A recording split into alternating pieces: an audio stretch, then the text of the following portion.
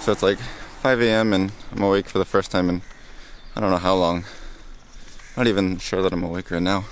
So I'm going out to shoot a runner to test the autofocus on the Tamron 70-200 f2.8 G2. So we'll see how that works, and then I'll have a review pretty soon. Gotta have my energy. I'm using a 5D Mark IV, and I tried out case 1 and case 2 when I was testing the tracking. I set it so that way the focus point can move between any of the focus points on the screen, but I chose the initial focus point. Again, there might be better settings for this, but I'm not really a sports or action photographer. I mostly tested this lens as a portrait or wedding type lens or just a general use type lens. So again, somebody else might be able to get overall better results from this as far as tracking goes, but you should at least see how it compares to the Canon, because I did use identical settings and identical situations back to back with the Tamron lens and the Canon lens.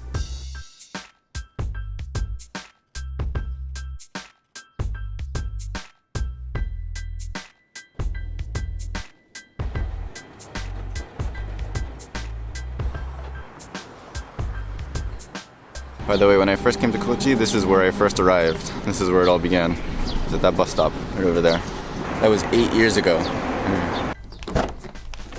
Going home, and the rest of my family's probably still sleeping. Generally speaking, the autofocus does seem to be a little bit slower and a little bit more hesitant to lock on than the Canon does, but in my use for portraits and things like that, it never affected me getting the shot or not getting the shot.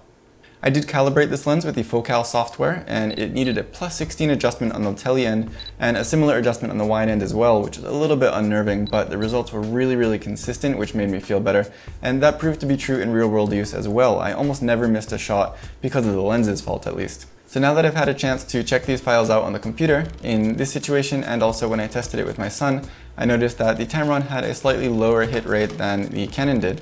Again, these were in identical situations, so even though both of these lenses may be able to do better in the hands of somebody better suited for this kind of photography, again, I was shooting in identical situations with identical settings side by side with these two cameras, so these should be a fair comparison, and they seem to be consistent in both situations.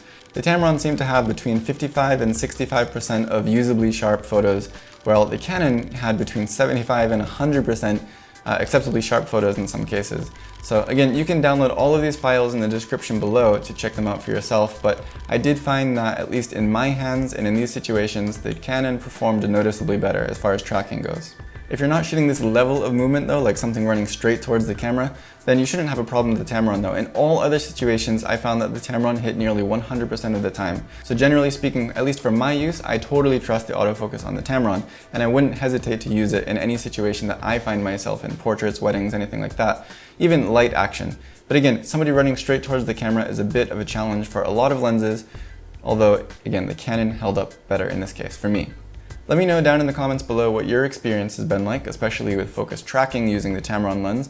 On any other bodies, I'm curious to hear how Nikon performs, or even other Canon bodies perform. Again, for my own use, I would have no problem trusting this lens with autofocus. It's really accurate in almost all situations that I've used it in.